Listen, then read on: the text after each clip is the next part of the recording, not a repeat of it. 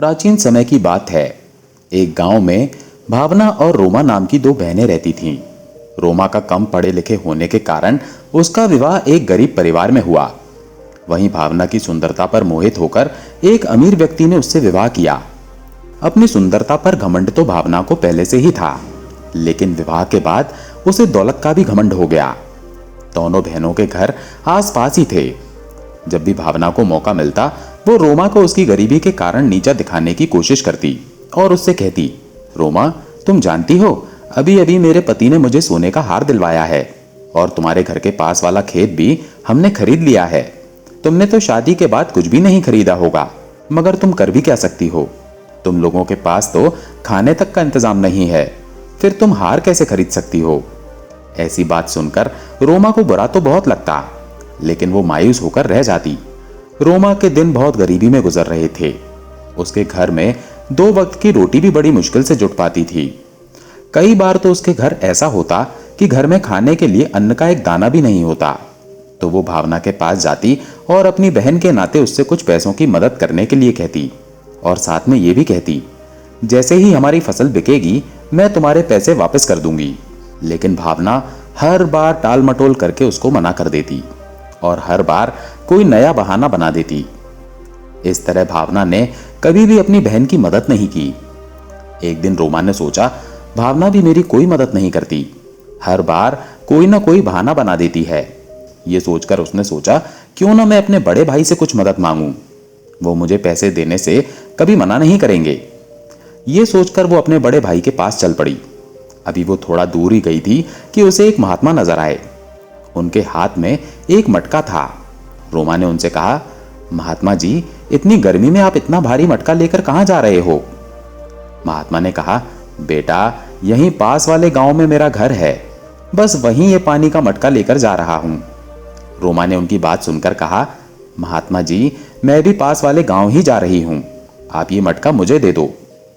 महात्मा ने उसकी बात सुनकर कहा, बेटी, तुम क्यों तकलीफ करती हो, मैं ये मटका खुद ले जाऊंगा। रोमा ने फिर कहा, बाबा, मैं भी तो आपकी बेटी की तरह हूं, इसलिए ये मटका मुझे दे दो। इस तरह रोमा ने महात्मा से मटका ले लिया और फिर दोनों साथ साथ चलने लगे। थोड़ी देर चलने के बाद वो गांव में पहुंच गए।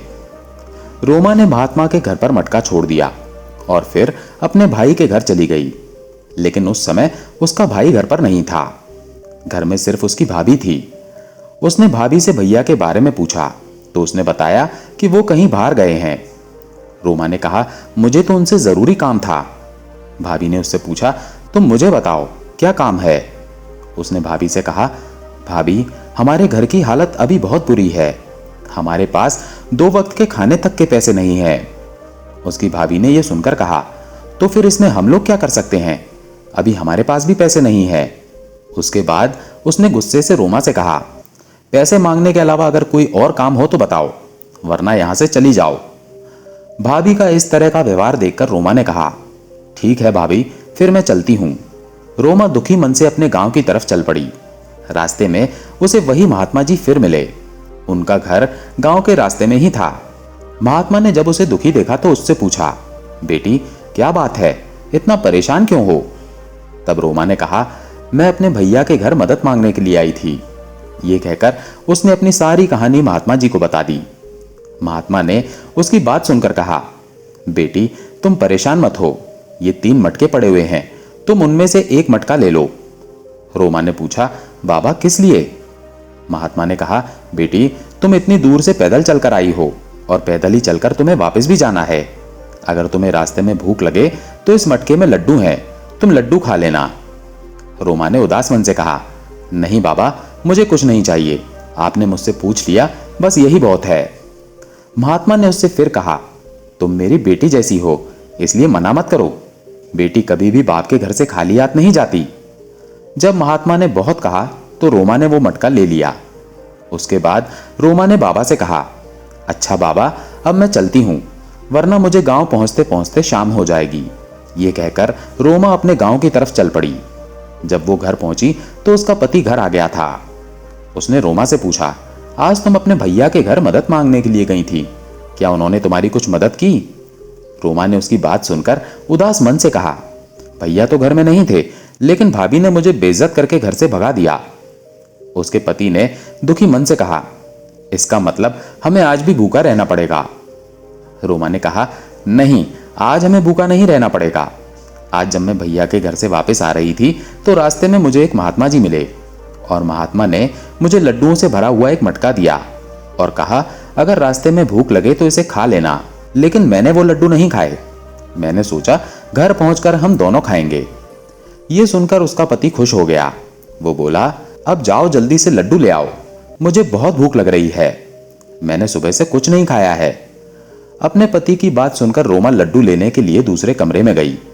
जब रोमा ने मटका खोला तो वो चौंक गई, क्योंकि मटके में लड्डुओं की जगह सोने की ढेर सारी मोहरें थी। उसने अपने पति को आवाज लगाई। जब वो उसके पास पहुंचा तो मटके के अंदर इतनी सारी सोने की मोहरें देखकर हैरान रह गया और बोला, तुम्हें यह मटका किसने दिया है? रोमा ने कहा, मैं सच बोल रही हूं, मुझे यह मटका महात्मा जी ने दिया है। यह सुनकर उसका पति बोला, भाग्यवान, मुझे तो अपनी आंखों पर विश्वास नहीं हो रहा। मुझे लगता है ऊपर वाले ने हमारी सुन ली। दोनों बहुत खुश हुए। उसके बाद उन दोनों ने गांव में खेती करने के लिए एक जमीन खरीद ली। रोमा की इतनी तरक्की देखकर भावना को बहुत जलन हो रही थी। उसने अपने पति से कहा, मेरी बहन इतनी पैसे वाली कैसे बन गई? उसके पास इतना सारा धन कहां से आ गया? कुछ दिन पहले तो वो मेरे पास भीख मांगने आई थी और अब तो वो हमसे भी ज्यादा अमीर हो गई है। उसके पति ने उसकी बात सुनकर कहा, हाँ, मैं भी यही सोच रहा हूं। पहले तुम्हारी बहन का पति लोगों के खेतों में मजदूरी करता था और अब तो उसने अपनी बहुत सारी जमीन खरीद ली। उसके पास इतना सारा पैसा कहां से आ गया? फिर उसे कुछ याद आया और वो बोला, मैंने कुछ दिन पहले तुम्हारी बहन को तुम्हारे भाई के गांव जाते हुए देखा था। भावना ने यह सुनकर कहा, इसका मतलब रोमा इतना सारा पैसा भैया के घर से लाई है। तब उसके पति ने कहा, तुम भी तो उसकी छोटी बहन हो, तुम भी उसके पास अपना हिस्सा लेने के लिए जाओ। यह सुनकर भावना ने कहा, तुम ठीक कह रहे हो, भैया की संपत्ति पर जितना अधिकार उसका है उतना ही मेरा भी है। यह सोचकर दोनों ने सोचा कि कल हम भी अपने भाई के घर चलेंगे। फिर वो अगले दिन सुबह सुबह अपने भैया से मिलने के लिए चल पड़े। उन्हें भी रास्ते में वही महात्मा जी नजर आए। महात्मा ने भावना से कहा, बेटी, तुम ये मटका उठाकर मेरे कंधे पर रख दोगी? भावना ने महात्मा की बात सुनकर कहा, क्या तुम अपना काम खुद नहीं कर सकते? महात्मा ने कहा, बेटी, मैं बूढ़ा हो गया हूं, मेरे से ज्यादा वजन नहीं उठाया जाता, इसलिए मैंने तुमसे कहा है। भावना ने उसकी बात सुनकर गुस्से से कहा, क्या तुम हमसे पूछकर बूढ़े हुए हो? यह सब कुछ सुनने के बाद उसके पति ने कहा, तुम क्यों इस बुड्ढे की बातों में समय खराब कर रही हो? जल्दी चलो यहां से। यह कहकर दोनों बिना महात्मा की मदद किए वहां से चले गए। थोड़ी देर बाद वो अपने भाई के घर पहुंच गए। घर पहुंचकर भावना ने अपने भैया भाभी से कहा, अभी कुछ दिन पहले क्या आपके पास रोमा आई थी? उसके भाई ने कहा, हाँ, थोड़े दिन पहले रोमा आई थी, लेकिन उस समय मैं घर में नहीं था, इसीलिए मैं उससे नहीं मिला। हाँ, तुम्हारी भाभी जरूर उससे मिली थी।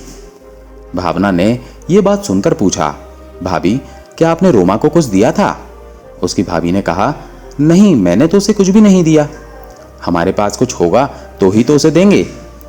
यह सुनकर भावना समझ गई कि भैया ने उसे कुछ नहीं दिया। उसके बाद उसने कहा, अच्छा भैया, अब मैं चलती हूं। यह सुनकर उसका भैया बोला, अभी तो तुम आई हो और इतनी जल्दी जा भी रही हो, खाना तो खाकर जाओ। लेकिन भावना ने कहा, नहीं, हमें जल्दी है, इसलिए हम चलते हैं।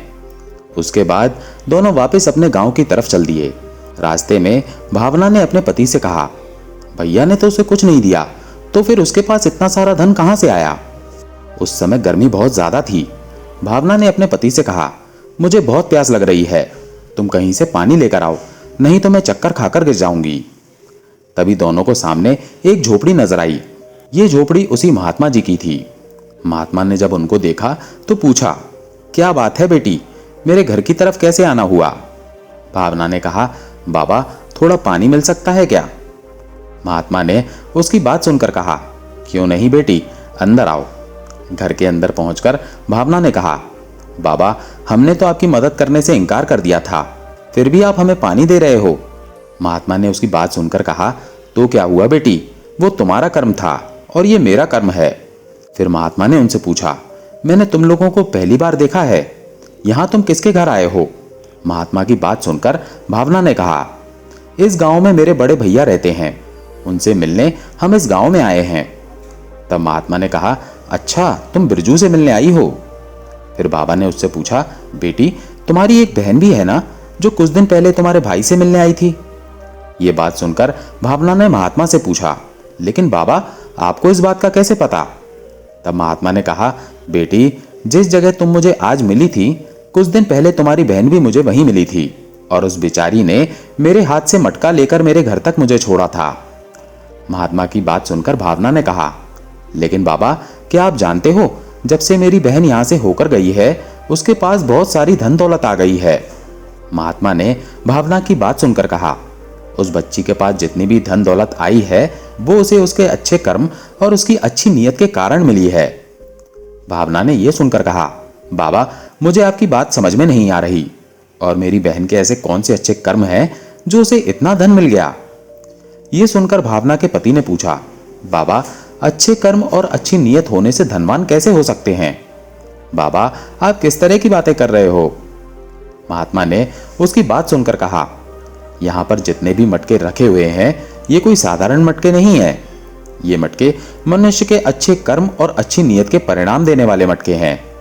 तब भावना ने कहा, बाबा मैं आपकी बात अच्छी तरह से समझ गई कि ये कर्मों के मटके हैं। जिसका जैसा कर्म होगा इस मटके में उसके कर्मों के अनुसार ही फल मिलेगा। महात्मा ने उसकी बात सुनकर कहा, तुम बिल्कुल ठीक समझी हो बेटी। तब भावना ने कहा, बाबा अगर आपको कोई ऐतराज ना हो तो क्या मैं एक मटका ले सकती हूँ? मैं भी अपना कर्म आजमा कर देखना चाहती हूँ। महात्मा ने कहा, हाँ क्यों नहीं बेटी, तुम भी एक मटका ले लो और अपने कर्म और अपनी नियत का फल पाओ। भावना ने वहां से एक मटका उठा लिया और फिर दोनों वहां से चले गए। घर पहुंचकर भावना ने जैसे ही मटके को खोला तो उसके अंदर से कीड़े बाहर निकलने लगे। भावना ने यह देखकर कहा, बाप रे बाप, हमारे मटके में से तो कीड़े निकल रहे हैं। ये बात सुनकर भावना के पति ने कहा, क्या गलत निकला, हमारे कर्मों के हिसाब से हमें बिल्कुल सही मिला है। हम लोग बहुत लालची हैं। तुम्हारी बहन मजबूरी की मारी हमारे पास कुछ मदद के लिए आई थी, लेकिन हमने उसकी मदद नहीं की और तो और उसकी गरीबी का मजाक भी उड़ाया। ऐसे बुरे कर्म करने के बाद हम अच्छे फल की उम्मीद कैसे कर सकते हैं? भावना ने उसकी बात सुनकर कहा, आप बिल्कुल ठीक कह रहे हो। मुझे अपने पैसे का बहुत घमंड था। मैंने अपनी बहन की मजबूरी नहीं समझी। मैंने तो हमेशा अपनी अमीरी के दम पर उसे नीचा दिखाया। भावना और उसके पति को अपनी गलती का बहुत पछतावा हो रहा था, लेकिन अब कुछ नहीं हो सकता था। इंसान कर्म तो कर देता है लेकिन नतीजे की परवाह नहीं करता। इस सुंदर कहानी से हमें ये शिक्षा मिलती है कि हमें हमेशा दूसरों की मदद करनी चाहिए। हमें कभी भी किसी का मजाक नहीं उड़ाना चाहिए, क्योंकि कुदरत का एक नियम है, जैसा कर्म करेंगे वैसा ही फल पाएंगे।